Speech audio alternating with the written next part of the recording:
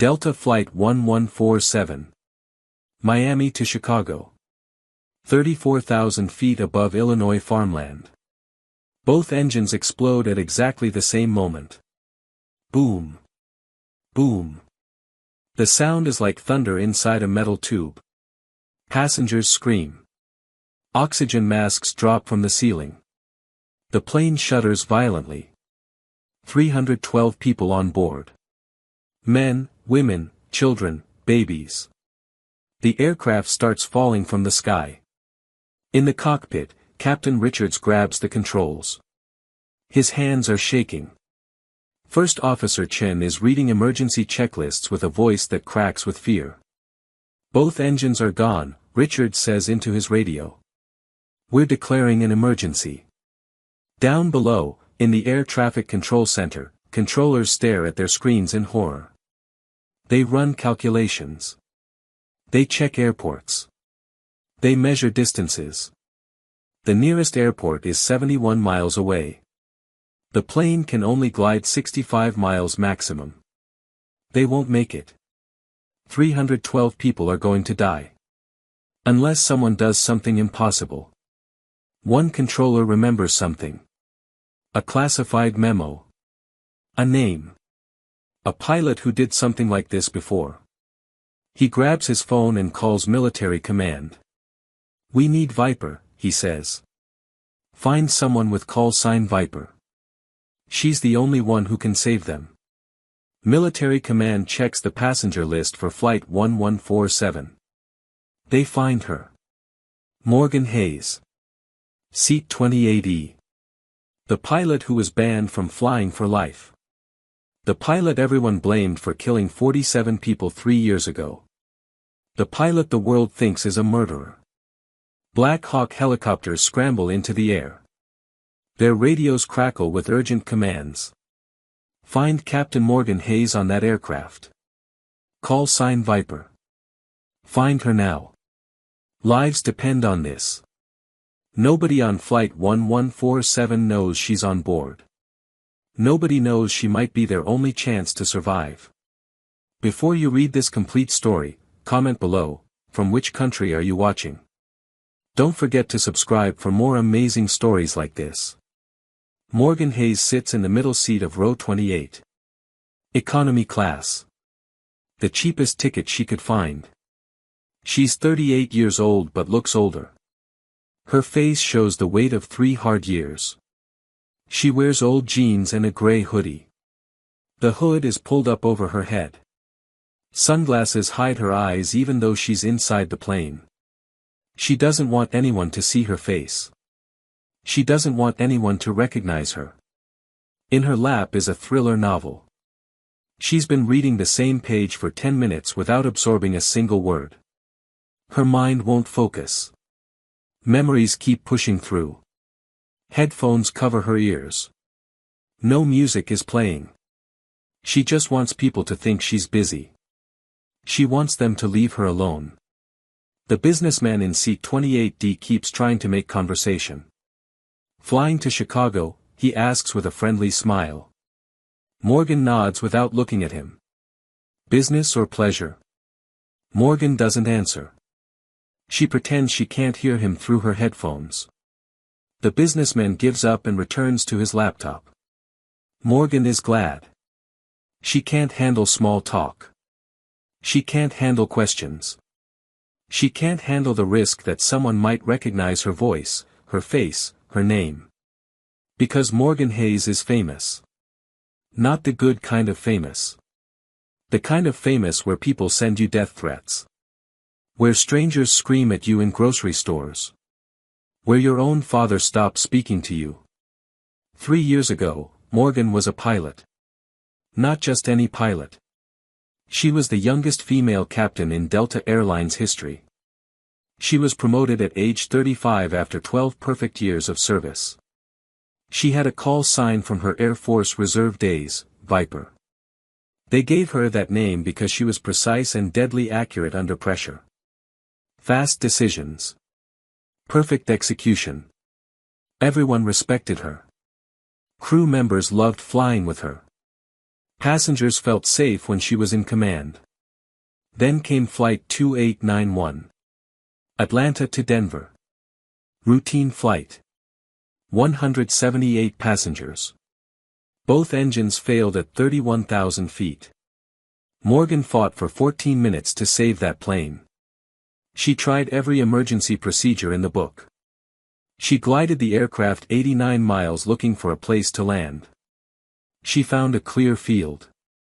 She executed what should have been a perfect emergency landing. But at the last second, one wing clipped a power line tower. The plane cartwheeled across the ground. It broke apart. Morgan woke up in a hospital with a broken back and 3 broken ribs. 47 people were dead. The investigation that followed destroyed her life. Delta Airlines needed someone to blame. They couldn't let the truth come out about their maintenance failures. They couldn't admit they had skipped required engine inspections for 18 months to save money. They couldn't reveal they had used cheap counterfeit parts from black market suppliers. So they blamed Morgan. They hired expert witnesses who said she made wrong decisions. They claimed she panicked. They painted her as an incompetent woman who froze under pressure. The media believed every word. Morgan's face was on every news channel for months. Headlines called her the killer pilot. Online trolls sent thousands of death threats. Some families of passengers who died sued her personally.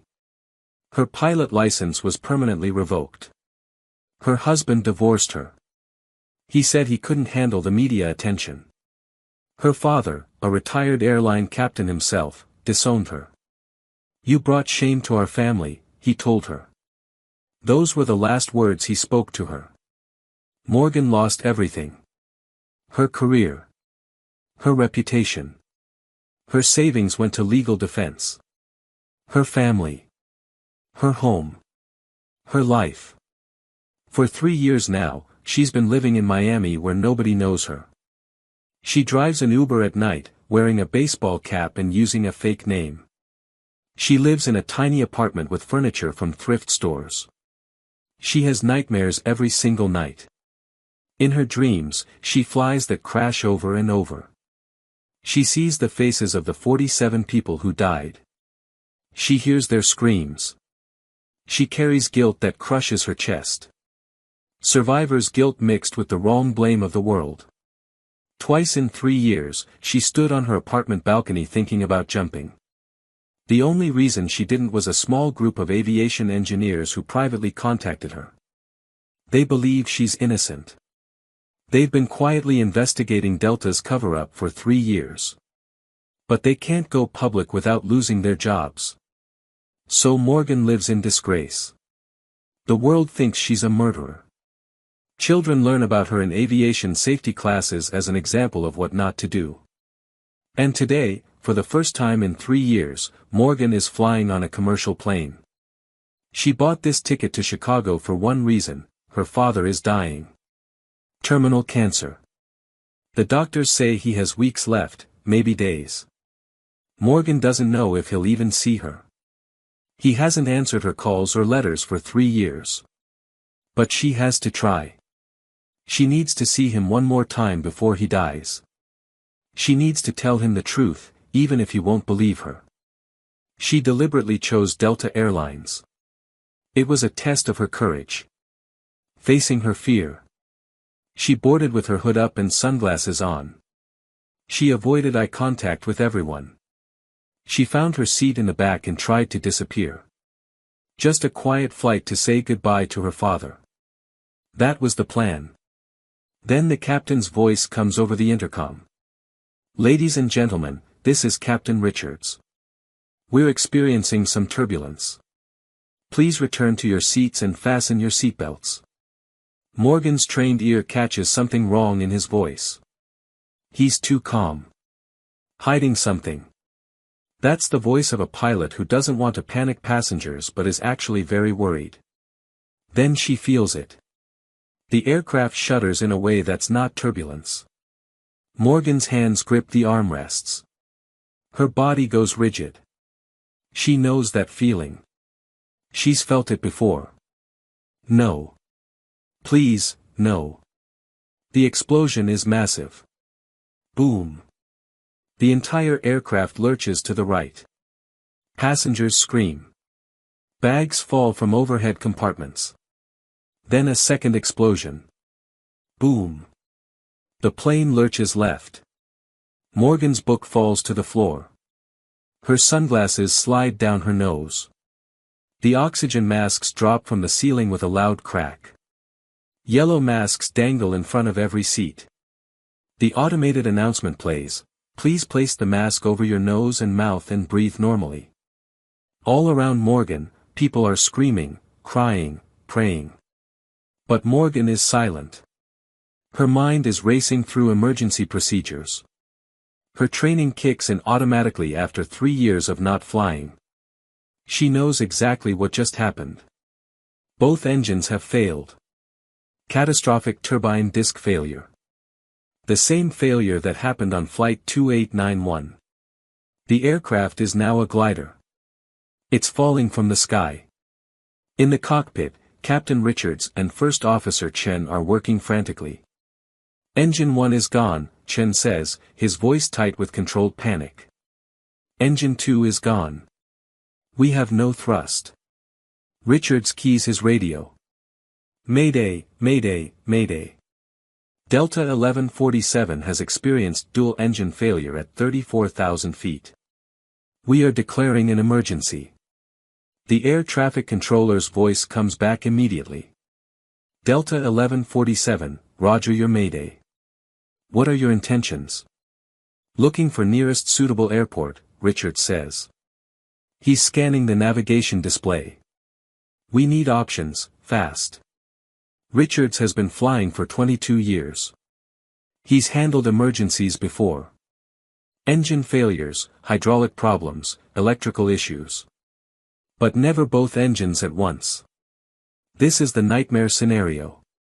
The 1 in 10 million event that every pilot secretly fears. The aircraft is silent now except for the wind rushing past. Without engines, there's no roar of thrust. Just eerie quiet and the sound of air flowing over the wings. They're gliding. But they're losing altitude fast. 2,100 feet per minute. At that rate, they have about 15 minutes before they hit the ground. First Officer Chen pulls up the nearest airports on his screen.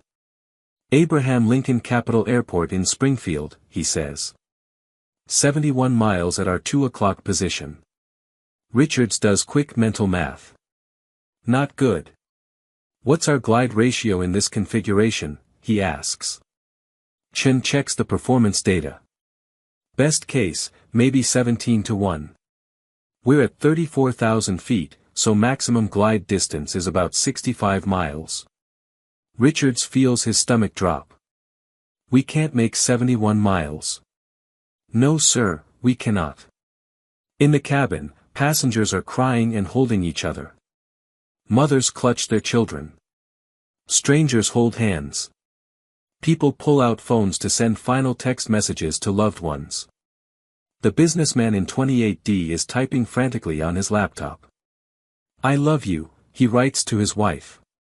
"I love you so much. Tell the kids I love them. I'm so sorry." The woman in 28F across the aisle from Morgan is praying loudly. "Our Father, who art in heaven, hallowed be thy name." But Morgan isn't praying. She's calculating. Her mind is running through numbers automatically. Altitude. Descent rate. Wind speed. Distance to airports. She knows they won't make it to Springfield. She knows exactly what's going to happen next.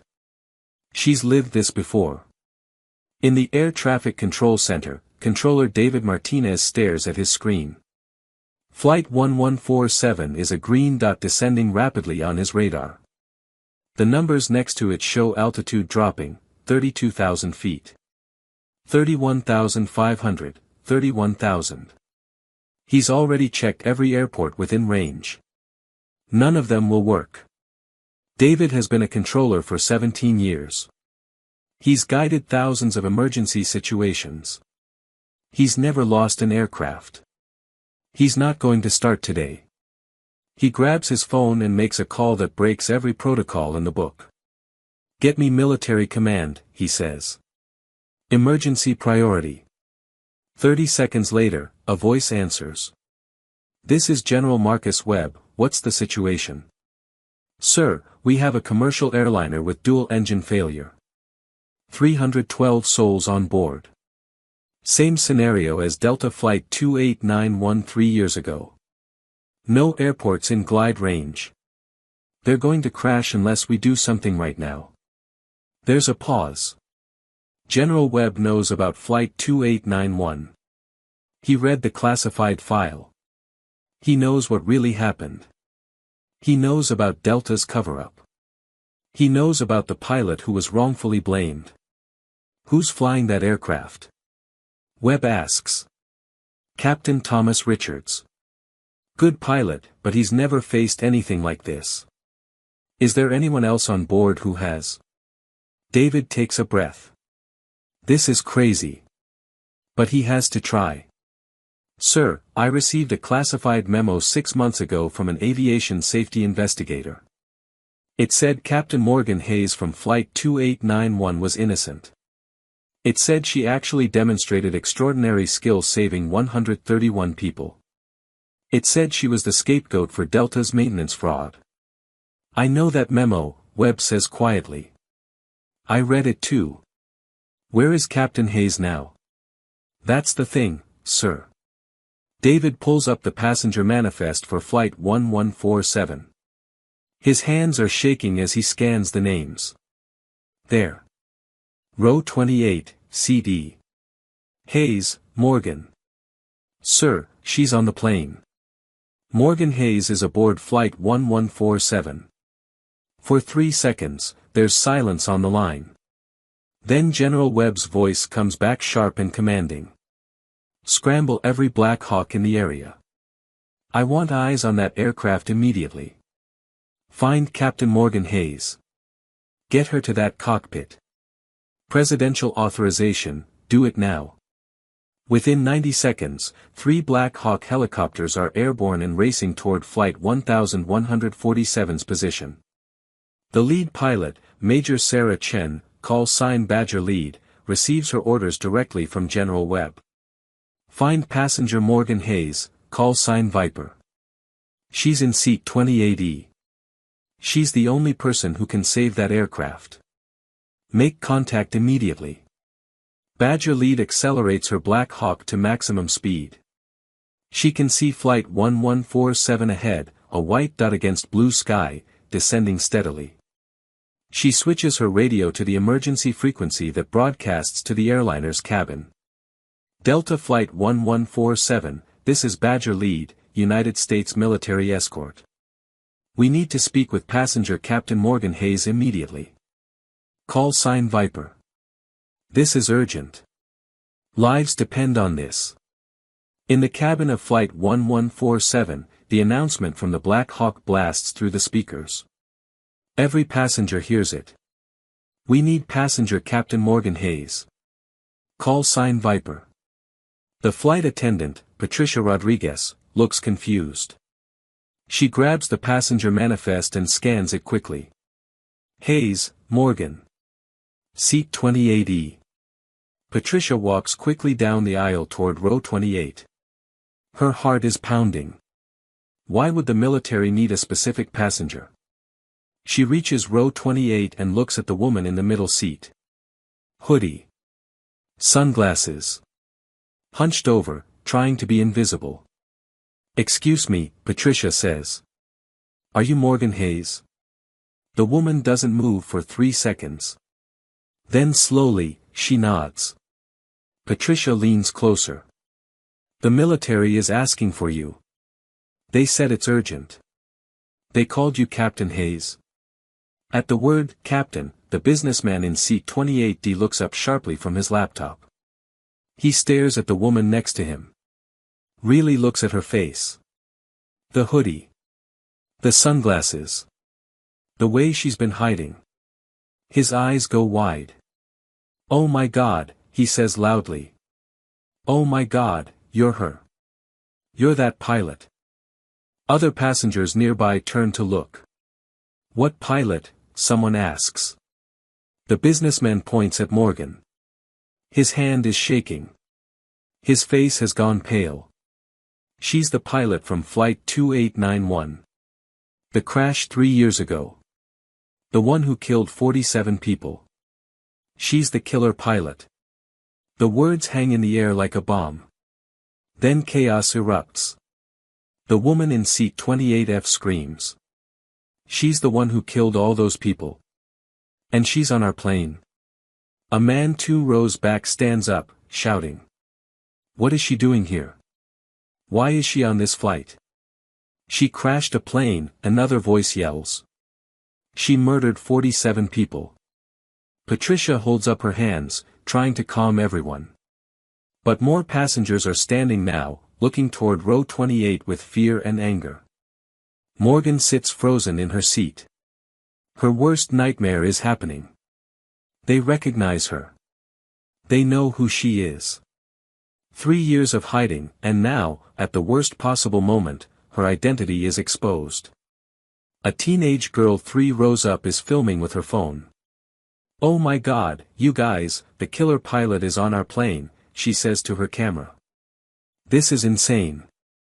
The businessman is backing away from Morgan like she's contagious. You can't be here, he says. You shouldn't be allowed on planes. You're dangerous. Morgan finally speaks. Her voice is quiet, almost a whisper. I'm not dangerous. I tried to save them. You killed them, a woman shouts from across the aisle. Morgan pulls her hood down. She removes her sunglasses. For the first time in 3 years, she lets people see her face. She looks tired. Beaten. There are dark circles under her eyes. Her face is thinner than it was in the news photos from 3 years ago. But it's definitely her. Morgan Hayes. The killer pilot. Patricia sees the recognition spreading through the cabin like wildfire. Passengers are pulling up old news articles on their phones. Showing each other photos of the crash. Reading headlines. Pilot error kills 47. Incompetent captain crashes plane. Delta pilot stripped of license after deadly accident. A young woman in her 20s stands up from seat 23C. She's been crying since the engines exploded, but now her face shows something else. Recognition, but different from the others. Wait, she says loudly. Everyone wait. She pushes past other passengers and walks toward row 28. She stops in front of Morgan and stares at her. You're Captain Hayes, the young woman says. It's not a question. Morgan nods. The young woman's eyes fill with tears. My brother was on Flight 2891. His name was Carlos Martinez. He died in that crash. The cabin goes silent. Morgan's face crumbles. I'm so sorry, she whispers. I'm so sorry. I tried to save him. I tried to save everyone. The young woman, her name is Sarah Martinez, wipes her eyes. I know you did, she says. The businessman looks shocked. What? How can you say that? She killed your brother. Sarah turns to face him and the other passengers. No, she didn't. Delta killed my brother. I've spent 3 years researching what really happened. My brother was an engineer. Before he died, he was investigating Delta's maintenance records because he suspected fraud. I continued his work after the crash. She pulls out her phone and holds it up. Delta skipped required engine inspections. They used counterfeit parts. They falsified their maintenance logs. They covered it up by blaming Captain Hayes. She was their scapegoat.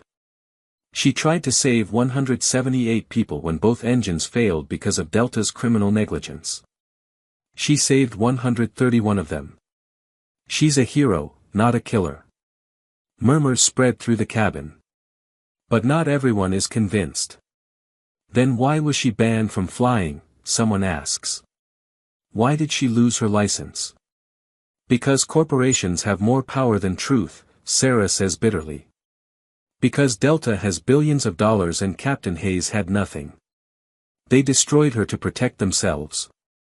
Patricia, the flight attendant, speaks up. None of this matters right now.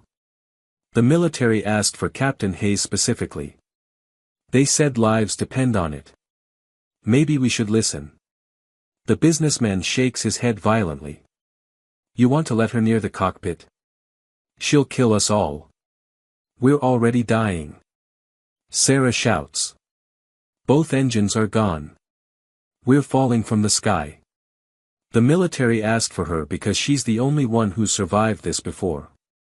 She's our only chance. Morgan still hasn't moved from her seat. She's listening to them argue about her like she's not even there. This is what the last 3 years have felt like. People discussing her, judging her, condemning her, without ever asking her side of the story. But what Sarah said is true. They're dying. All 312 people on this plane are dying. And Morgan knows she can save them. She's done it before. Almost. She was 800 feet short. But she's learned from that mistake. This time, she can do it right. This time, everyone lives. The question is, does she have the courage to try? Morgan sits in seat 28E while passengers argue around her. Her hands are trembling. Her heart is racing. Her breath is coming in short gasps. This is a panic attack. She hasn't had one this bad since the first month after the crash. In her mind, memories flood back. Waking up in the hospital and learning 47 people were dead. The news anchors calling her incompetent. The families screaming at her during the investigation. Her husband serving her divorce papers. Her father's voice on the phone, "You're no daughter of mine." The death threats in her mailbox. The online trolls telling her to kill herself. 3 years of shame and disgrace and pain. And now these passengers are looking at her with the same judgment. The same hatred. The same fear. Part of her wants to stay in this seat and do nothing. Let someone else handle it. Let the pilots in the cockpit figure it out. She's suffered enough. Why should she risk her life to save people who think she's a murderer? But then another voice speaks in her mind. Her flight instructor from 15 years ago, a gruff former Navy pilot named Jack Morrison. She can hear his voice as clearly as if he's sitting next to her. Hayes, he used to say, when people's lives are on the line, your pride doesn't matter. Your feelings don't matter. Your reputation doesn't matter. Only one thing matters, saving them. That's what we do. That's what pilots do. We bring people home. And another voice. Her mother's voice. Her mother died when Morgan was 12 years old. Cancer. But Morgan remembers her last words. Morgan, baby, listen to me. Courage isn't never being afraid. Courage is doing what's right even when you're terrified. Even when everyone is against you. Even when it's hard. That's when courage matters most. Morgan closes her eyes. She thinks about the 47 people who died on Flight 2891. She sees their faces. She remembers their names. She couldn't save them. She tried with everything she had, but she was 800 feet short. But today, she can save 312 people. Today, she gets a chance to prove who she really is. Not to the world. Not to these passengers. Not to her father or her ex-husband or the media. To herself. She opens her eyes. She stands up. Every passenger in nearby rows turns to look at her. Morgan's voice is quiet at first, then grows stronger. My name is Captain Morgan Hayes. I was the captain of Flight 2891 3 years ago. I didn't kill 47 people through incompetence. I saved 131 people through everything I knew how to do. Delta Airlines committed criminal fraud to cover up their maintenance failures. They blamed me to protect their profits. I lost my career, my family, my life. She pauses. Her voice cracks slightly, but she keeps going. I won't lie to you. I made a mistake on flight 2891. I miscalculated the headwind by 2 knots. That mistake cost me 800 feet.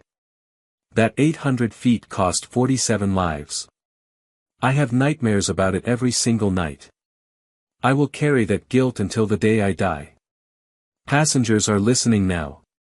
The anger has faded. They're seeing her as a human being for the first time. But I learned from that mistake, Morgan says. I know exactly what I did wrong. I know exactly how to do it right. And if you'll let me try, I will bring all 312 of you home safely. I promise you that. The cabin is silent. Then Sarah Martinez speaks. I believe you. Patricia, the flight attendant, nods. The military asked for you specifically. That has to mean something. But the businessman isn't convinced. How do we know you won't crash us like you crashed them?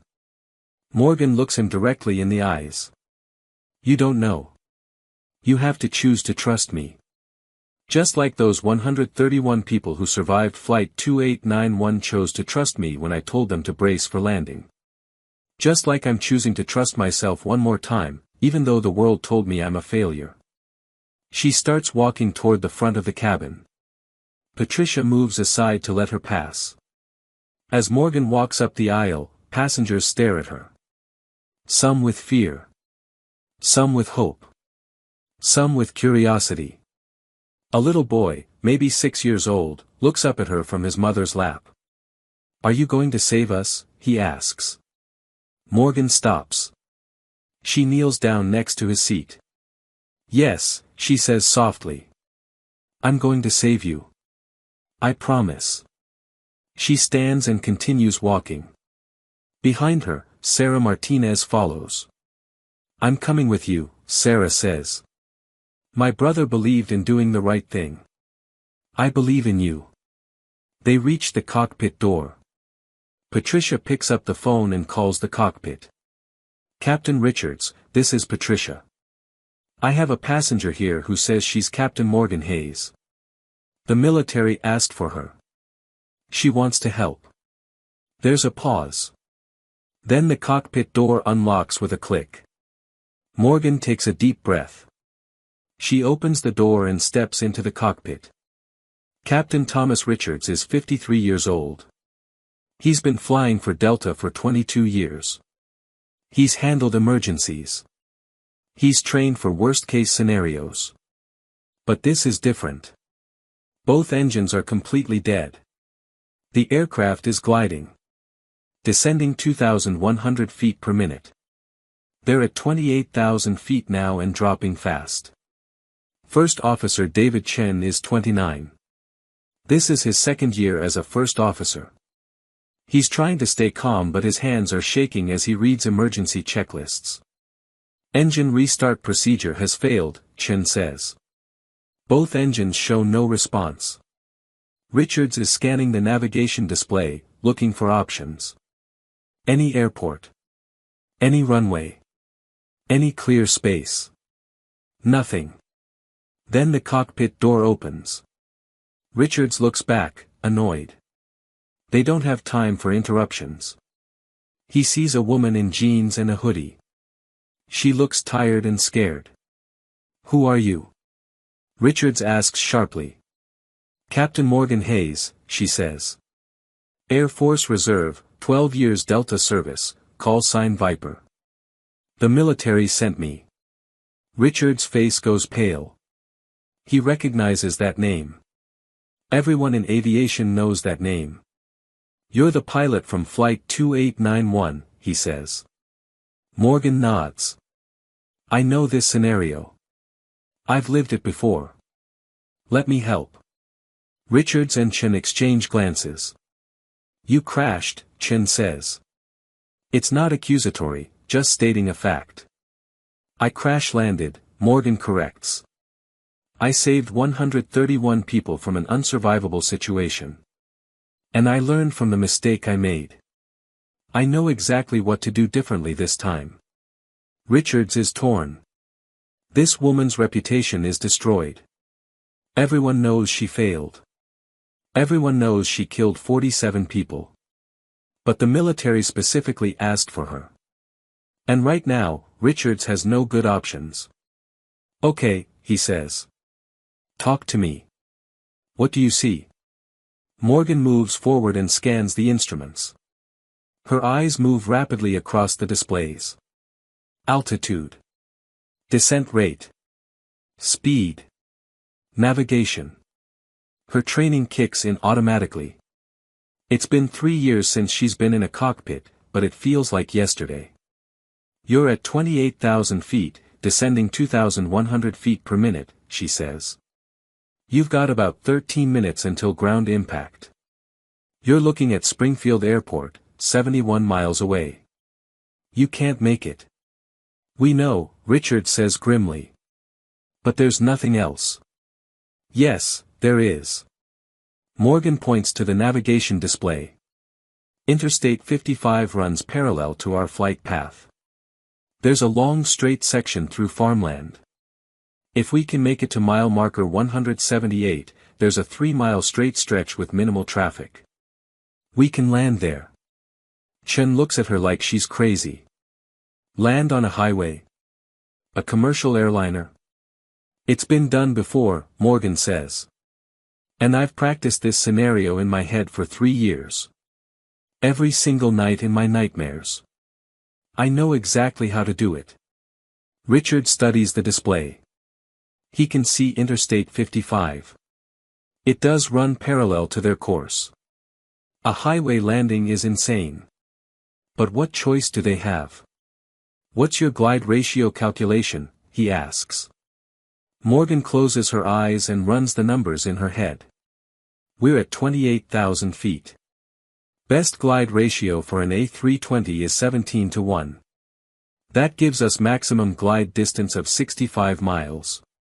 Mile marker 178 on I-55 is 58 miles from our current position. We can make it with 7 miles to spare. Richards is impressed despite himself. She did that calculation in her head in 5 seconds. What about wind? Chen asks.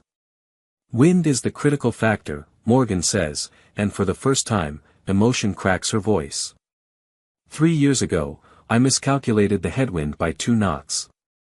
It cost me 800 feet. That 800 feet meant I clipped a power tower and 47 people died. I won't make that mistake again. She points to the weather display. Current winds aloft at our altitude are 15 knots from the northwest. As we descend, that will decrease to about 8 knots at surface level. I'll compensate for the wind gradient throughout the descent. We'll reach our target exactly. Richards makes a decision.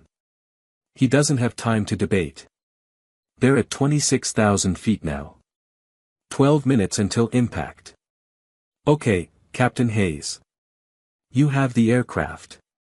Morgan's hands shake as she grips the controls for the first time in 3 years.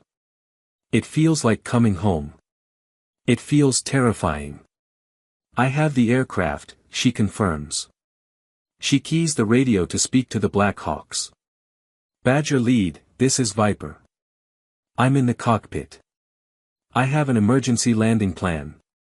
I need you to coordinate with Illinois State Police to clear Interstate 55 between mile markers 176 and 181. I'm putting this aircraft down on the highway. The response is immediate. Viper, this is General Marcus Webb. I've read your case file. I know what really happened on Flight 2891. I know Delta covered up their maintenance fraud and blamed you. This is your chance to prove who you really are. Bring them home, Captain. Tears fill Morgan's eyes but she blinks them away. There's no time for emotion. Copy that, General. Beginning approach. She turns to Richards and Chen. Okay, here's what we're going to do. Morgan's voice is steady now. The fear is still there, but it's buried under years of training and 3 years of thinking about this exact scenario. 3 years ago, I had both engines fail just like this, she begins. I calculated I could reach a clear field 89 miles away. I flew a perfect glide profile for 14 minutes. I executed emergency landing procedures exactly right. But at the last 30 seconds, I realized I'd miscalculated the headwind effect by 2 knots. That meant I was going to be 800 feet short of my target field. Richards and Chen listen intently. My only option at that point was to land short. There was a road and there were power lines. I chose the road. But my wing clipped the power tower. That's what caused the cartwheel. That's what killed 47 people. Because I was off by 800 feet. Her voice cracks but she pushes through. Delta blamed me for the entire crash to hide their maintenance fraud. They said I made wrong decisions. They said I panicked. But the truth is, I flew that emergency perfectly except for one calculation. And I've had 3 years to think about what I did wrong. So what did you do wrong? Chen asks quietly. I didn't account for wind gradient accurately enough. As you descend from altitude, the wind speed changes. It's not linear.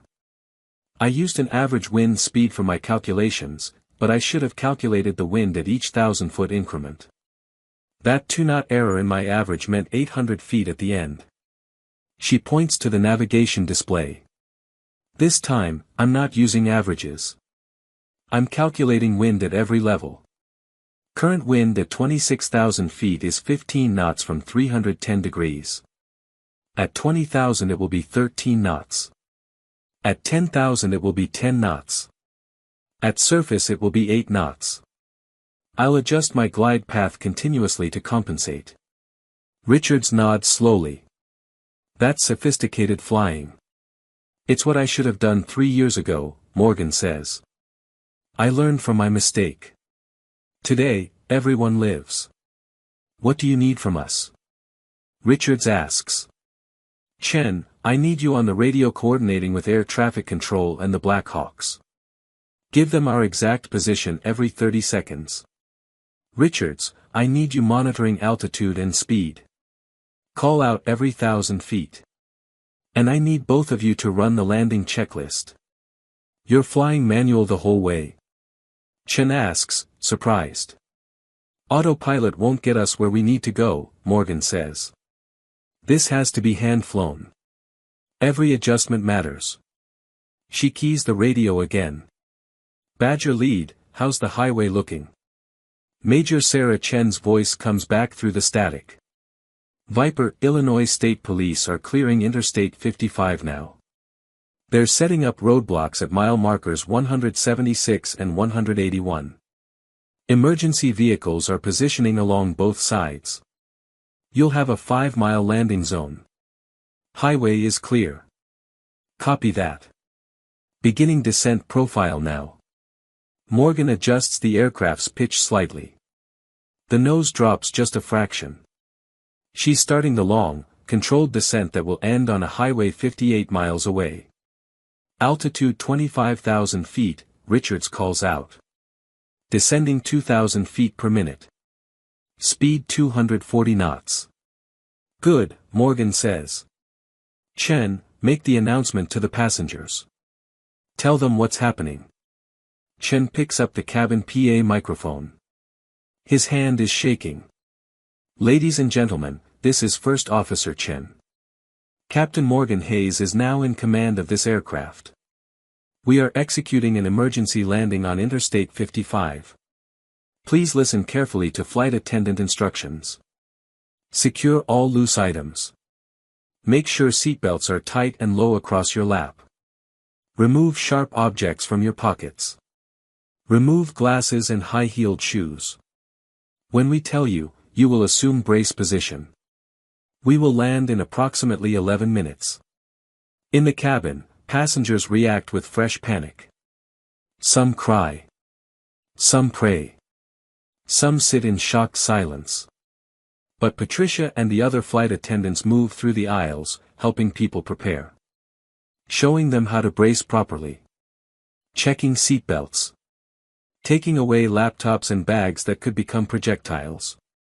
Sarah Martinez sits in seat 23C. She's not afraid anymore. She believes in Morgan. She believes her brother's death will not be in vain if Morgan saves these people today. The businessman in 28D is typing frantically on his phone while he still has signal. I was wrong about the pilot, he writes to his wife. She's trying to save us. If I don't make it, I love you.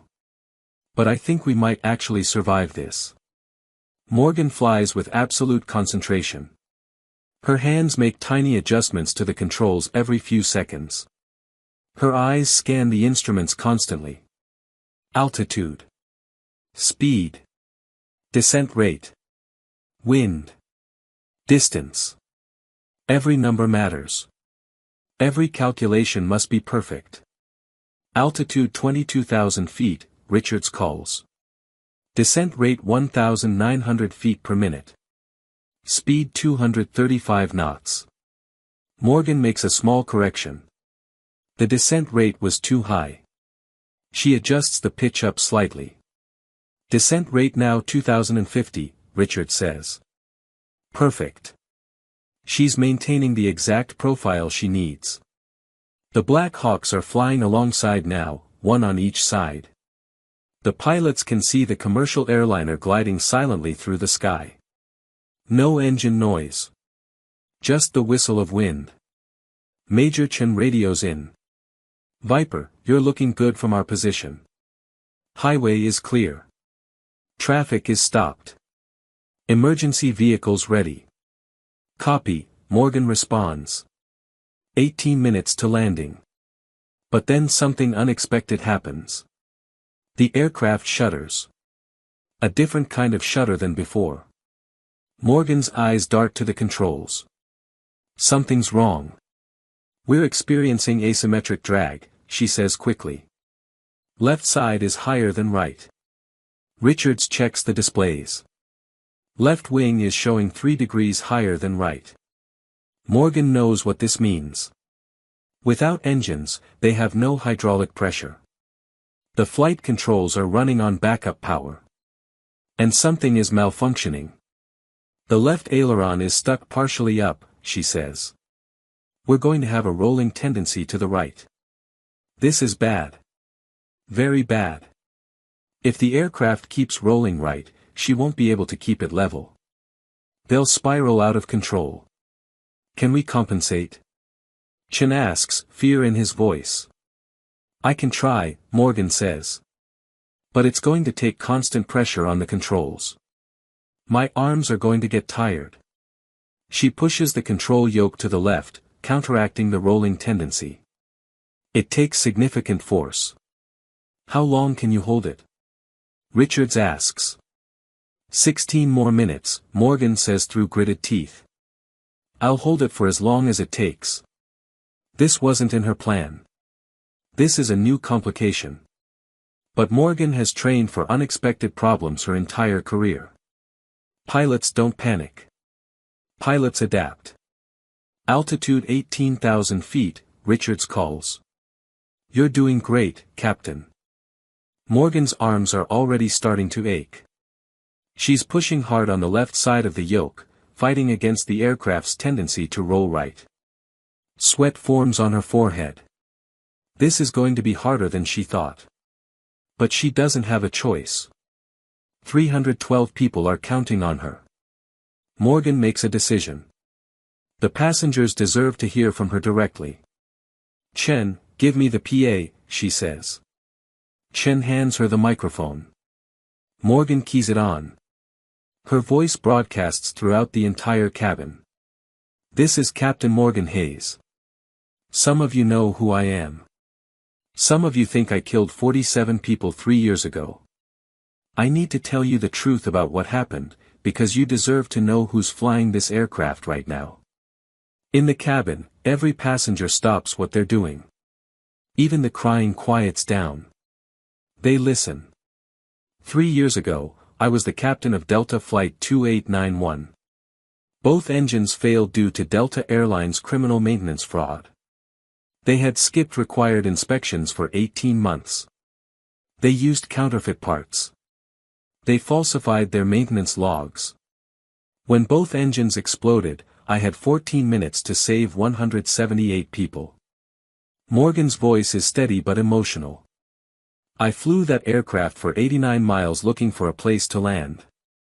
I found a clear field. I executed an emergency landing. But I made one mistake. I miscalculated the headwind by 2 knots. That mistake meant I was 800 feet short of my target. My wing clipped a power tower. The aircraft broke apart. 47 people died. She pauses. In the cabin, some passengers are crying again. But not from fear. From emotion. Delta blamed me for everything to cover up their crimes. They painted me as incompetent. The media destroyed my reputation. I lost my career, my family, my life. For 3 years, I've been driving an Uber and living in disgrace while the executives who caused that crash kept their jobs and their billions. But here's what you need to know. I saved 131 people that day. And I learned from my mistake. I know exactly what I did wrong. I know exactly how to do it right. Her voice grows stronger. Today, we have the same emergency. Both engines are gone. But today, I'm not making the same mistake. Today, I'm calculating every wind variable perfectly. Today, I'm putting this aircraft exactly where it needs to be. Today, every single one of you is going home safely. She takes a breath. In 16 minutes, we're landing on Interstate 55. It's going to be rough. You're going to feel the impact. But I promise you, I will bring this aircraft to a complete stop safely. I promise you that you will see your families again. I promise you that you will hug your children and kiss your spouses and continue your lives. Because that's what pilots do. We bring people home. No matter what it costs us personally. No matter how scared we are. No matter what anyone thinks of us. My call sign is Viper. In the Air Force, they gave me that name because I strike with precision when it matters most. Today matters. So trust me. Brace when we tell you to brace. Stay calm. And know that I will die before I let this aircraft crash. She releases the microphone. In the cabin, something unexpected happens. Passengers start clapping. It begins with Sarah Martinez. She claps loudly, tears streaming down her face. Then the teenage girl who was filming earlier starts clapping. Then the mother with the young child. Then the businessman in 28D. Within seconds, the entire cabin is applauding. They believe her. They trust her. Patricia, the flight attendant, wipes tears from her eyes and continues preparing the cabin for landing. In the cockpit, Richards looks at Morgan with new respect. That was one hell of a speech, Captain. Morgan's arms are shaking from the effort of holding the controls against the stuck aileron. But she smiles slightly. Let's just hope I can back it up with a good landing. Altitude 15,000 feet, Richards calls. 13 minutes to touchdown. General Marcus Webb is watching everything from Military Command Center. He has live feeds from the Black Hawk cameras. He can see Flight 1147 descending steadily. He's also watching the news. Every major network is covering this now. Live footage from news helicopters shows the airliner gliding silently toward Interstate 55. The headlines are already updating. Disgraced pilot attempts impossible highway landing. Captain Morgan Hayes back in cockpit after 3 years. 312 lives depend on pilot blamed for crash. Webb ignores the headlines. He knows the truth about Morgan Hayes. He read the classified investigation that proved Delta's cover-up. He keys his radio. Viper, this is General Webb. I have every emergency resource in Illinois standing by. Medical helicopters, ambulances, fire trucks, trauma teams. When you land, we'll have help there in seconds. Morgan's voice comes back, strained from the effort of holding the controls. General, I appreciate that. But we won't need medical helicopters. Because nobody's getting hurt today. Webb smiles. He likes her confidence. Viper, you should also know, I've already contacted the FAA, the NTSB, and the Department of Justice. Investigation into Delta's cover-up is being reopened as we speak. Win or lose today, the truth about Flight 2891 will come out. There's a pause. Then Morgan's voice, thick with emotion. Thank you, sir. But I'm not planning to lose. I know you're not, Captain. Bring them home. The Black Hawks continue their escort. Major Chen can see the highway below now. Interstate 55 is completely empty of traffic for 5 miles. State police have set up roadblocks. Emergency vehicles line both sides of the highway, lights flashing. It looks like a war zone. Hundreds of first responders waiting. News helicopters circling at a safe distance. Thousands of people on social media watching live streams. This is the most watched emergency landing in aviation history. If Morgan succeeds, she'll be vindicated. If she fails, 312 people die and she'll be remembered as the pilot who failed twice. The pressure is enormous. But Morgan doesn't think about that. She thinks only about the numbers. Altitude. Speed. Distance. Wind.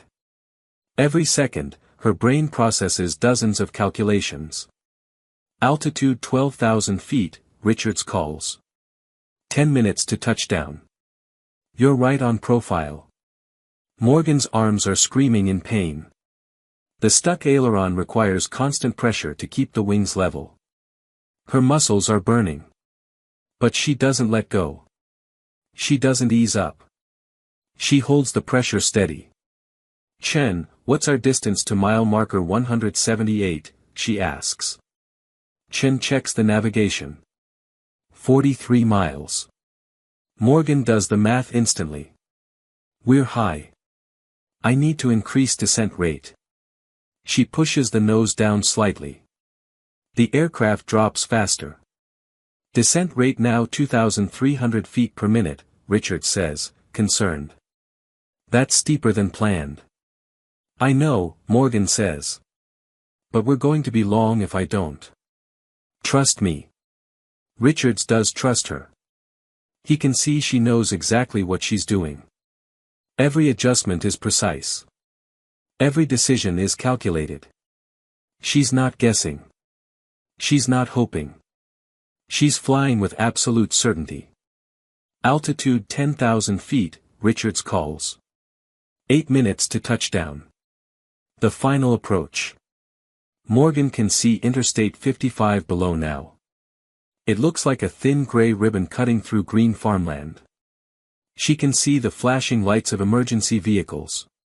She can see the roadblocks. She can see the cleared 5-mile section where she needs to land. It looks impossibly small from up here. She's going to land a 150-foot-long, 100-ton aircraft on a road designed for cars. Altitude 8,000 feet, Richards calls. 6 minutes to touchdown. Morgan makes another adjustment. The descent rate is perfect now. The speed is exactly right. The heading is directly aligned with the highway. But her arms are in agony. The stuck aileron is requiring all her strength to counteract.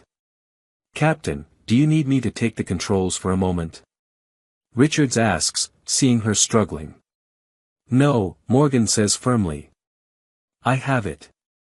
I'm not letting go. She's flown this approach in her nightmares 1,000 times. She knows every second of it. But this time, it's not a nightmare. This time, it's redemption. Altitude 6,000 feet, Richards calls. 4 minutes. In the cabin, Patricia makes the final announcement. Ladies and gentlemen, we are 4 minutes from landing. Please assume brace position now. Lean forward, put your head between your knees or against the seat in front of you. Put your hands over your head. Stay in brace position until the aircraft comes to a complete stop. Throughout the cabin, passengers lean forward into brace position. Mothers hold their children. Strangers hold hands with strangers. People pray in a dozen different languages. Sarah Martinez is in brace position, but she's not afraid. She whispers to her brother who died 3 years ago. She's going to make it, Carlos. She's going to save them. You were right to believe in her. The businessman in 28D is crying as he braces. He's thinking about his wife, his kids. He's thinking about how wrong he was to Judge Morgan. Altitude 4,000 feet, Richards calls. 2 minutes. Morgan can see details on the highway now. She can see individual emergency vehicles. She can see people standing beside the road watching. The entire world is watching. But Morgan isn't thinking about the world. She's thinking about the numbers. Altitude 3,500 feet. Speed 180 knots. Descent rate 2,100 feet per minute. Distance to threshold, 3.2 miles. Perfect. Altitude 3,000 feet, Richards calls. 90 seconds. Morgan begins configuring the aircraft for landing. Without engines, she can't use engine power to extend flaps slowly. She has to use gravity and air pressure. She pulls the flap lever. The flaps extend with a grinding sound. The aircraft shudders as drag increases. Speed bleeds off. 180 knots. 170, 160. Flaps full, Morgan calls. Landing checklist. Richards and Chen run through the checklist quickly. Everything that can be done has been done. Altitude 2,000 feet, Richards calls. 1 minute. Morgan is perfectly aligned with the highway now. She can see the centerline markings. She can see the mile markers. Mile marker 177. Mile marker 178 coming up. That's her target. Mile marker 178. Altitude 1,500 feet, Richards calls. 45 seconds. Morgan's hands make micro-adjustments. Compensating for wind. Maintaining the perfect glide slope. Her arms are shaking from exhaustion and pain. But her hands are steady on the controls. Altitude 1,000 feet, Richards calls. 30 seconds. The highway is rushing up fast now. Morgan can see individual cars that have been stopped at the roadblocks. She can see firefighters standing ready. She can see the news cameras. Altitude 500 feet, Richards calls. 20 seconds. Morgan is committed now. There's no going around. No second chance. This is it. She flies the aircraft down with absolute precision. Altitude 300 feet, Richards calls. 15 seconds. The highway fills her windscreen. It's coming up fast. Too fast. But Morgan knows it always looks too fast. She trusts her training. Altitude 200 feet, Richards calls. 10 seconds. Morgan raises the nose slightly. Flaring. Slowing the descent rate. Preparing for touchdown. Altitude 100 feet, Richards calls. 5 seconds. The main landing gear is feet above the pavement. Altitude 50 feet. The wheels touch. Screech. The tires hit the concrete highway. Smoke explodes from the landing gear. The nose gear comes down with a solid thud. They're on the ground. But they're traveling at 140 miles per hour. And they have 3 miles to stop. Morgan stomps on the brake pedals. Without engines, she has no thrust reversers. She has only brakes. The aircraft shudders as the brakes engage. The tires scream. Smoke pours from the wheels. 140 miles per hour. 130, 120. The aircraft is decelerating, but it's still going fast. Too fast. Morgan applies maximum braking without skidding the tires. Any harder and the tires will blow. Any softer and they won't stop in time. 110 miles per hour. 190. They've used 1 mile of the 3-mile cleared section. 80 miles per hour. 70, 60. 2 miles gone. 1 mile remaining. 50 miles per hour. 40, 30. The end of the cleared section is approaching. Emergency vehicles are ahead. If they don't stop in time, they'll hit the roadblock. 20 miles per hour. 10. The aircraft rolls slower and slower. 5 miles per hour. Morgan can see the faces of firefighters standing beside the highway. The aircraft comes to a complete stop. Exactly at mile marker 179. They used 2.7 miles of the 3-mile cleared section. Perfect. For 3 seconds, nobody moves. Then the cabin erupts. Passengers are crying, screaming, cheering. They unbuckle their seatbelts and hug each other. Complete strangers embrace. People laugh and sob at the same time. They're alive. All 312 of them. In the cockpit, Richards and Chen are in shock. "You did it," Richards whispers. "You actually did it." Morgan's hands are still on the controls. She's shaking. Tears stream down her face. She did it. She saved them all. She proved she's not the pilot who killed 47 people. She's the pilot who saved 312. Emergency vehicles rush toward the aircraft from all sides. Firefighters, paramedics, police. Patricia and the flight attendants open the emergency doors. Evacuation slides inflate with a loud whoosh. "Evacuate! Evacuate!" Patricia shouts. "Leave everything, go to the slides, jump and slide." Passengers rush toward the exits. They slide down onto the highway pavement. Emergency workers help them move away from the aircraft. In the cockpit, Morgan finally lets go of the controls. Her arms drop to her sides. She can barely move them. The muscles are cramped from 30 minutes of constant pressure. Richards helps her stand.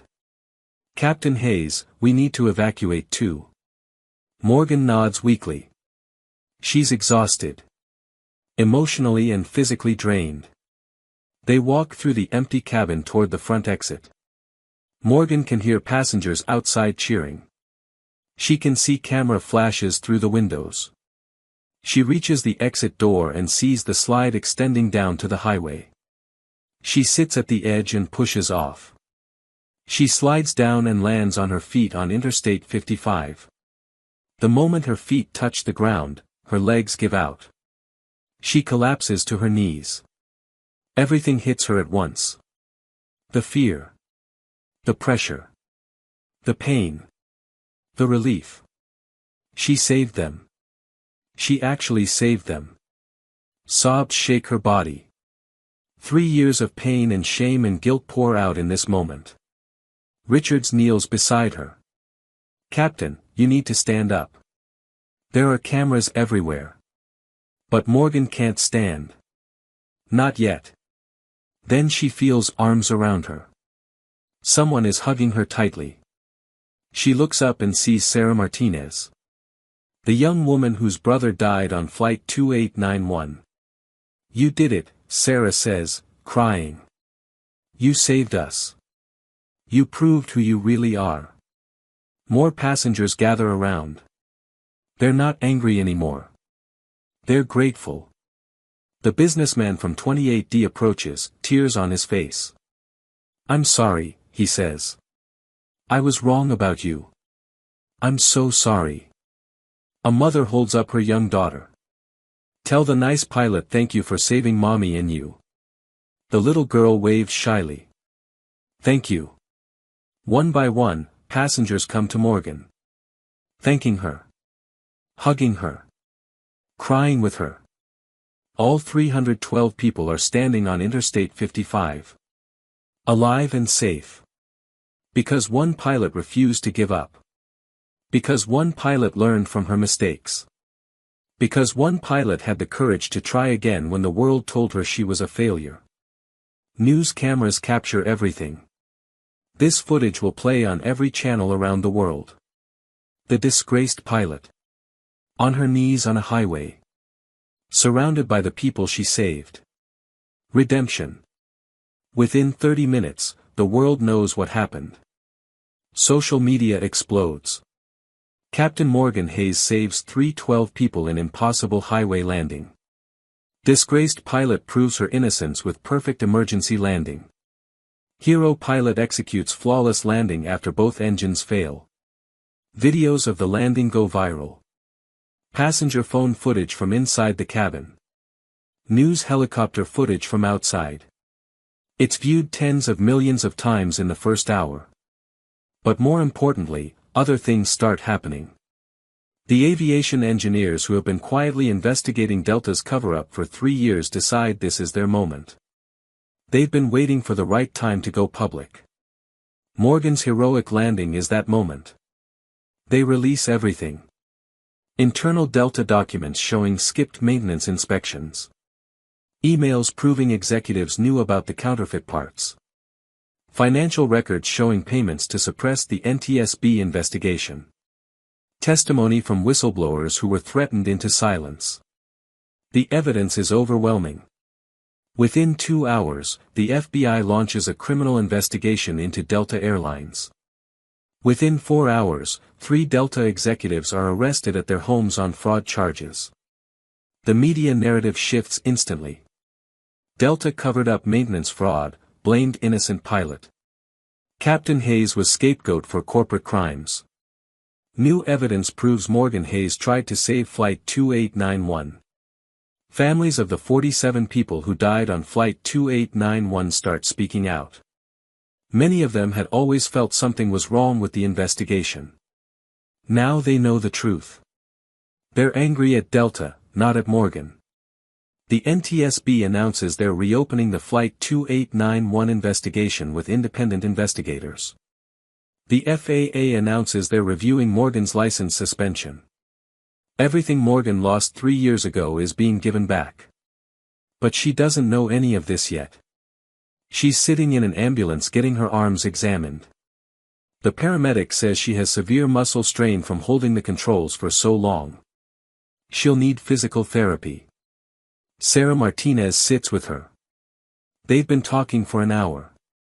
My brother Carlos was investigating Delta before he died, Sarah explains. He was an aerospace engineer. He found evidence of the counterfeit parts. He was planning to report them to the FAA. I think that's why he was on that flight.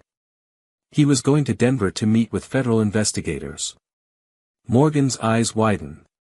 I didn't know that. After he died, I continued his investigation. I spent 3 years collecting evidence. I knew Delta was lying. I knew you tried to save everyone. But I couldn't prove it alone. Sarah takes Morgan's hand. Today, you didn't just save 312 people. You gave me the platform to expose the truth about what happened to my brother. The world is listening now. The evidence is going public. Justice is finally coming. Morgan starts crying again. I'm so sorry I couldn't save Carlos. You tried, Sarah says firmly. You were 800 feet short through no fault of your own. Delta killed my brother, not you. And today, you made sure their crimes won't kill anyone else. They sit together in the ambulance, 2 women connected by tragedy and now by triumph. Morgan is transported to a Chicago hospital for observation. The doctors want to make sure she's okay after the physical strain of the landing. As she's being wheeled through the emergency room, people recognize her. Doctors, nurses, patients. They applaud. They cheer. One nurse stops her wheelchair and shakes her hand. My sister was on your flight today. You saved her life. Thank you. Morgan doesn't know what to say. For 3 years, people have looked at her with disgust.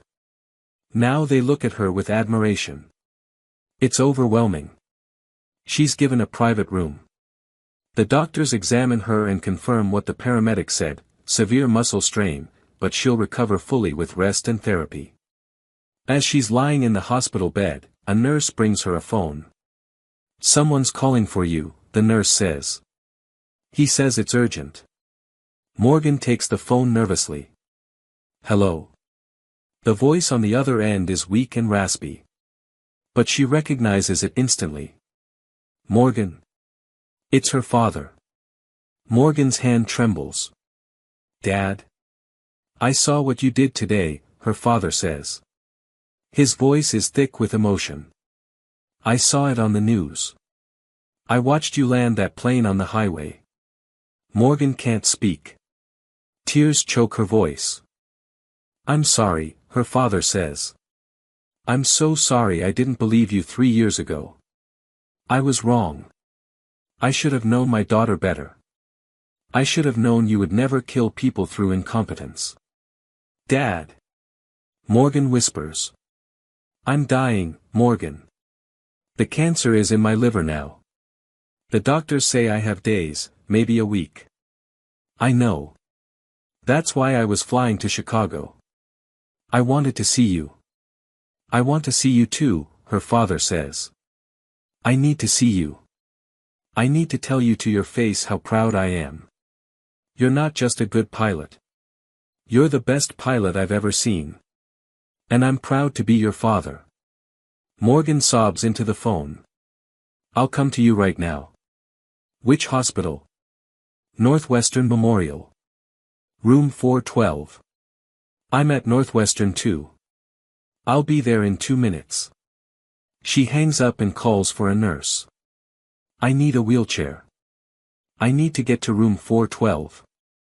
Ma'am, you should rest. My father is dying. He's in this hospital. I need to see him now. The nurse understands. She brings a wheelchair. Morgan is wheeled through the hospital corridors. People stare at her. Some recognize her.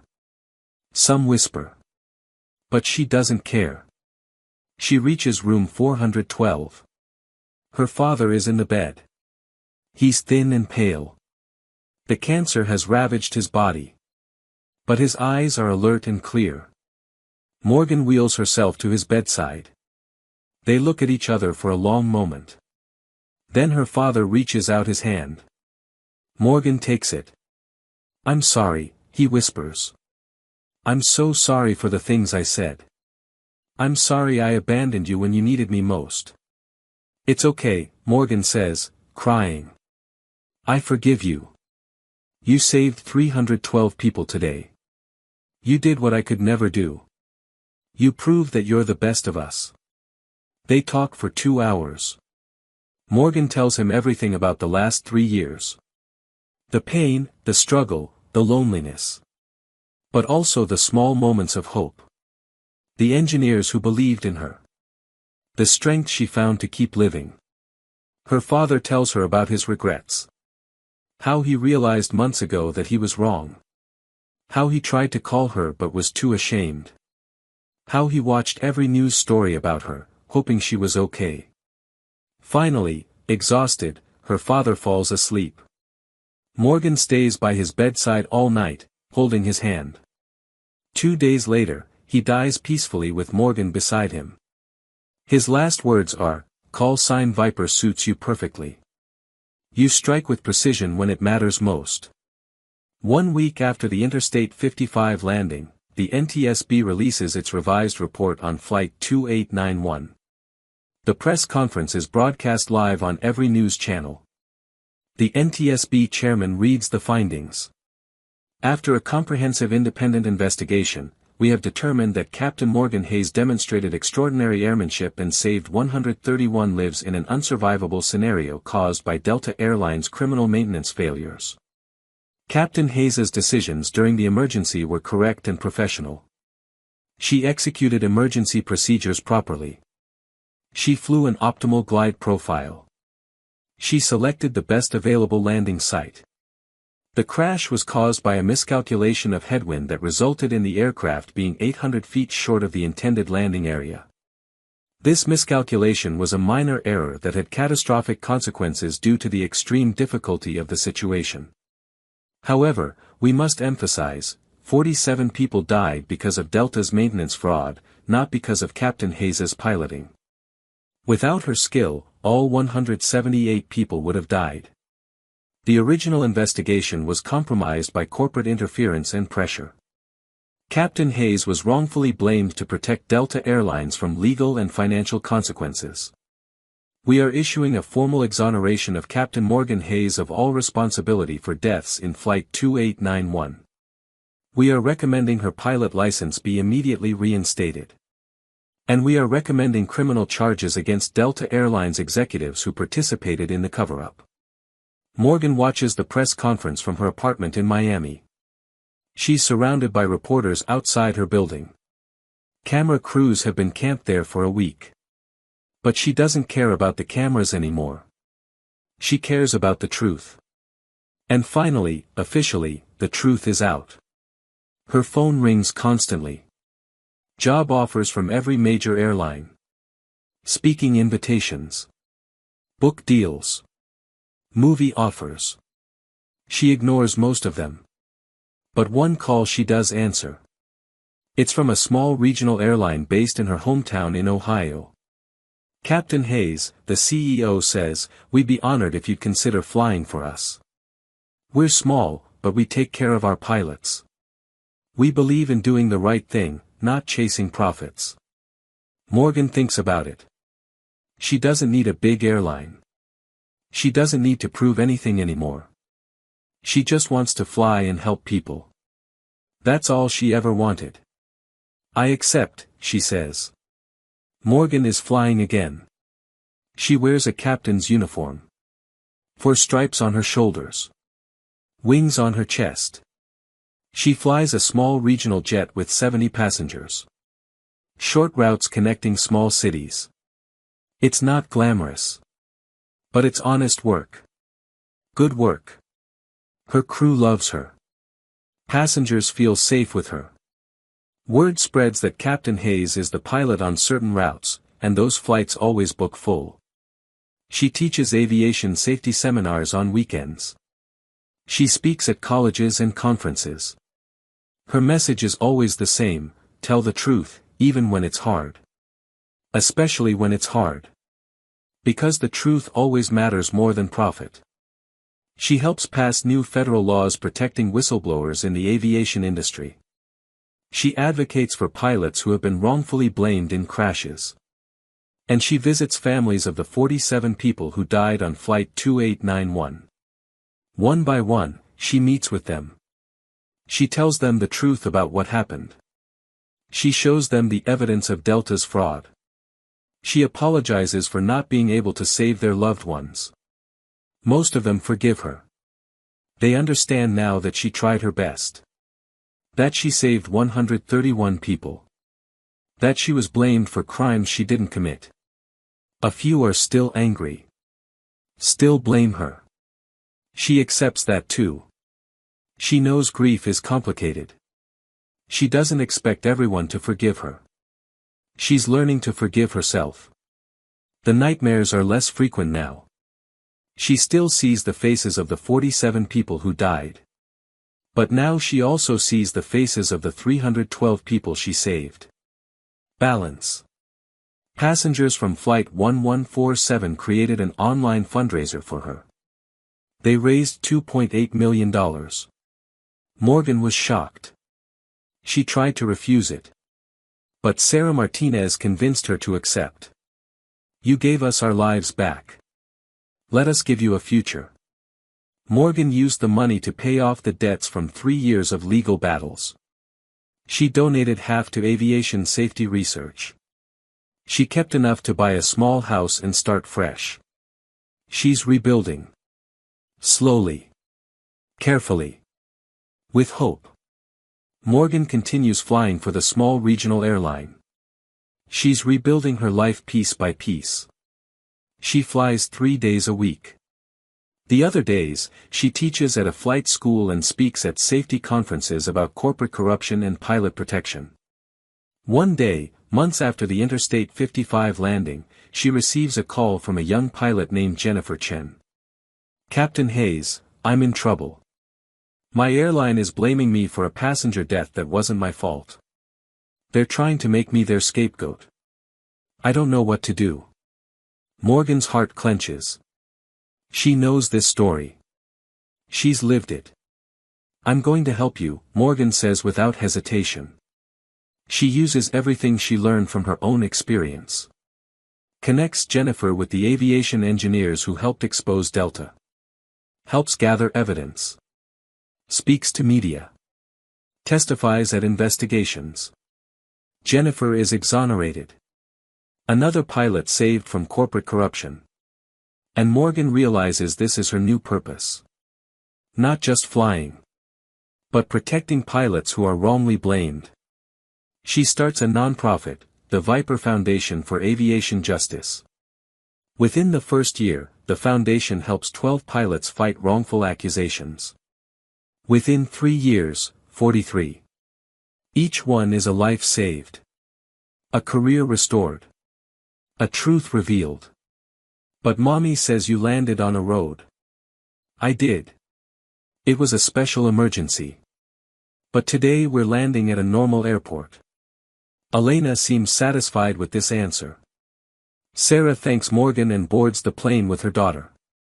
Morgan finishes her walk around and enters the cockpit. Her first officer today is a young man named James, fresh out of flight school. This is only his 10th flight as a commercial pilot.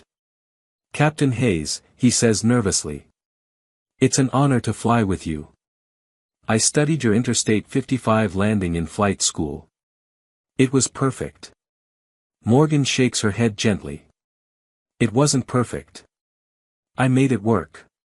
That's different. Still, it was incredible." Morgan settles into the captain's seat. She runs through her pre-flight checks. Everything is automatic now. Muscle memory. But she never rushes. She never skips steps. She learned that lesson the hard way. The passengers board. 68 people today. Families, business travelers, college students going home. Each one is someone's daughter, son, mother, father. Each one deserves to get home safely. That's the weight Morgan carries every time she flies. Not the weight of her past. Not the weight of guilt. The weight of responsibility. And she carries it with pride. When everyone is boarded, Morgan makes her announcement. "Good morning, ladies and gentlemen. This is Captain Morgan Hayes. Welcome aboard Flight 447 to Chicago. Weather looks good today, smooth flight ahead. We'll have you on the ground in about an hour. Sit back, relax, and thank you for flying with us." She doesn't mention her past. She doesn't need to anymore. Some passengers recognize her name and whisper to each other. But mostly, people just trust her to do her job. Which is exactly how it should be. The tower clears them for takeoff. Morgan advances the throttles. The engines roar to life. The aircraft accelerates down the runway. At 150 knots, she pulls back gently on the controls. The nose lifts. The main gear leaves the ground. They're flying. Morgan feels it in her soul. This is where she belongs. In the sky. Flying. Bringing people home. The flight to Chicago is smooth and uneventful. Perfect weather. No problems.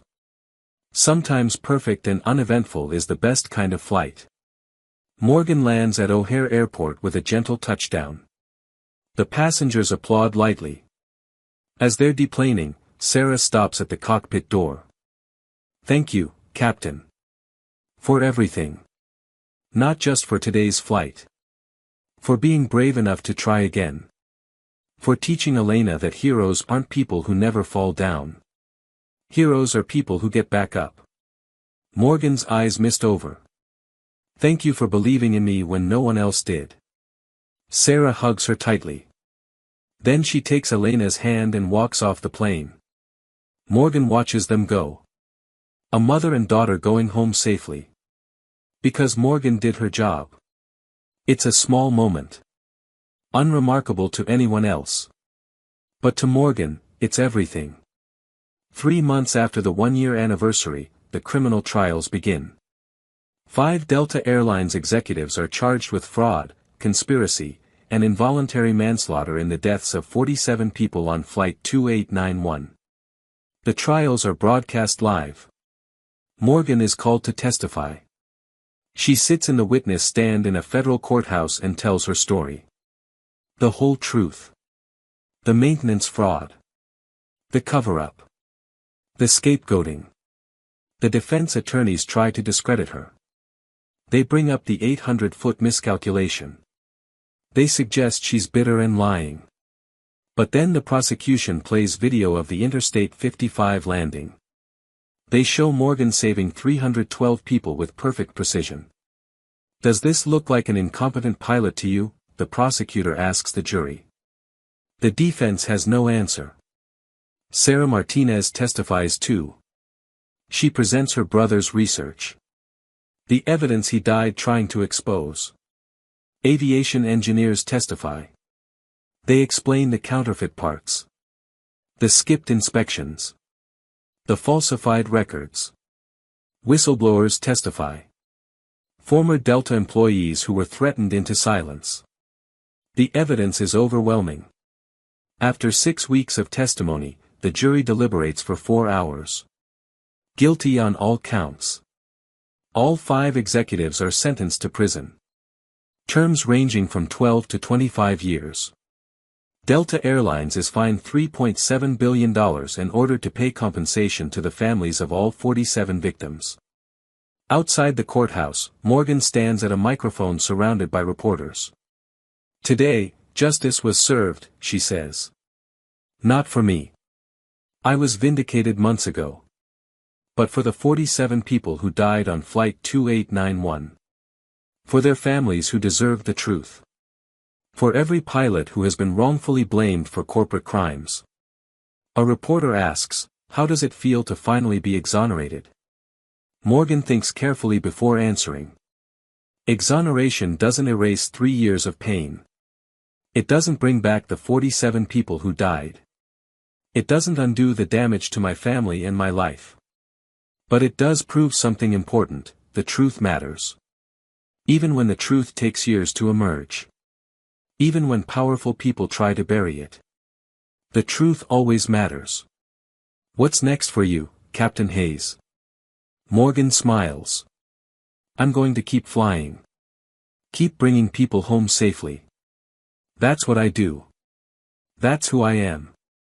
Morgan is also invited to testify before Congress about new aviation safety legislation. Her passionate testimony helps pass the Hayes Act, laws protecting whistleblowers and preventing corporations from scapegoating pilots. A documentary about her story, Viper, is made and shown in flight schools worldwide, teaching the next generation about ethics and courage. On the anniversary of the Interstate 55 landing, a memorial is unveiled on the exact spot where Flight 1147 came to rest. It's a simple monument. A piece of granite with a plaque. The plaque reads, "On this spot, January 20, 2026, Captain Morgan Hayes landed Delta Flight 1147 after catastrophic dual-engine failure, saving 312 lives through extraordinary skill and courage." This memorial honors her bravery and reminds us that heroes are not people who never fail, but people who rise after falling. All 312 passengers from Flight 1147 are invited to the dedication ceremony. Most of them come. They stand along Interstate 55 on a cold January morning. The highway is closed for the ceremony. Morgan stands in front of the memorial, surrounded by the people she saved. Sarah Martinez is there with her daughter Elena, now 7 years old. The businessman from seat 28D is there with his whole family. Patricia, the flight attendant, is there with other crew members. Captain Richards and First Officer Chen are there. Even some of the families of the 47 people who died on Flight 2891 are there. They've forgiven Morgan. They understand the truth now. Morgan gives a short speech. 3 years ago, on this highway, I was given a gift. Not the gift of redemption, though I found that here. The gift was simpler, a second chance. Most people don't get second chances. Most people who fail, who fall, who are destroyed by circumstances beyond their control, they don't get to try again. I got to try again. And I'm grateful every single day. This memorial isn't for me. It's for everyone who has ever been wrongly blamed. Everyone who has ever been knocked down and told they'll never get back up. Everyone who has ever been called a failure. This memorial says, you can rise again. You can prove them wrong.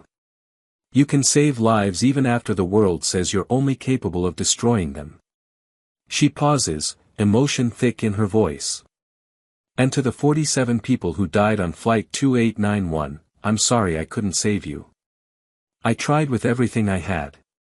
I will honor your memory by continuing to bring people home safely for the rest of my career. You will never be forgotten. There's not a dry eye in the crowd. After the ceremony, people come up to Morgan. Thanking her.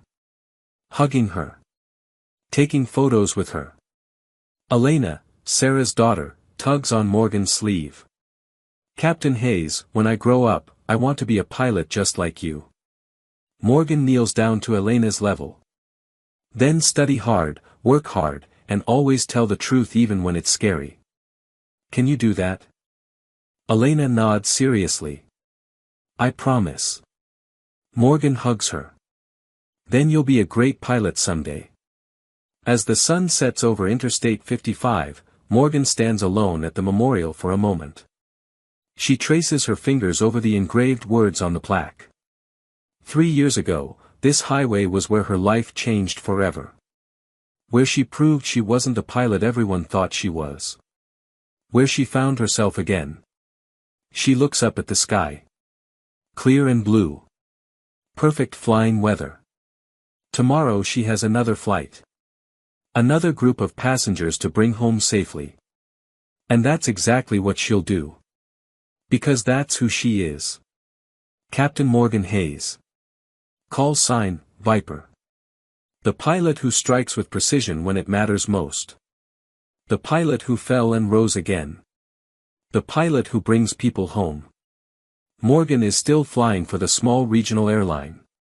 She's had offers from major carriers. Delta even offered her a captain position with a public apology. She declined. She's happy where she is. She's remarried to David, a kind schoolteacher who understands her nightmares. She has a stepdaughter she loves. Life is good. Not perfect, but good. The Viper Foundation continues to grow, helping dozens of pilots who face wrongful accusations.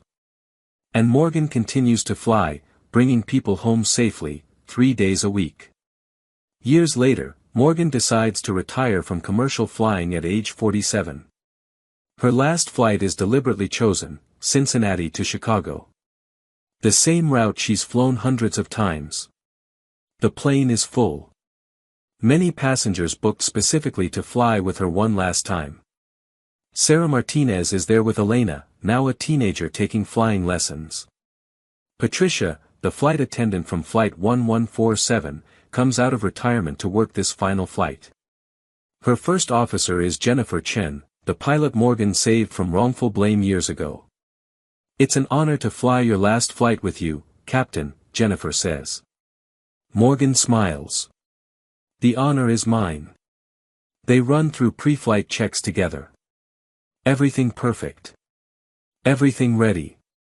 Morgan makes her final passenger announcement. Good morning, everyone. This is Captain Morgan Hayes. Welcome aboard. For those who don't know, this is my last flight as a commercial airline pilot. I've had a long career. It's had ups and downs. Literally. Soft laughter from the cabin.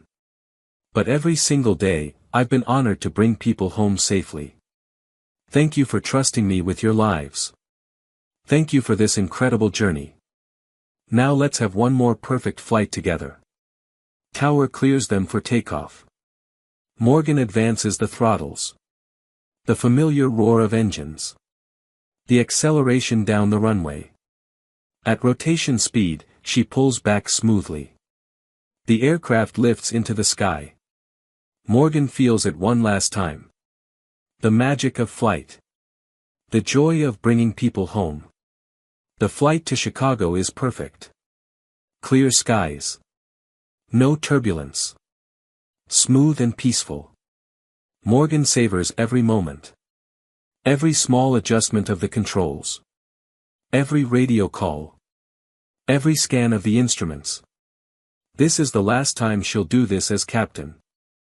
As they approach Chicago, Morgan sees Interstate 55 below. She can see the memorial where Flight 1147 landed. She keys the intercom. Ladies and gentlemen, if you look out the left side of the aircraft, you can see Interstate 55 below us. 3 years ago, I landed an aircraft with 312 people on that highway after both engines failed.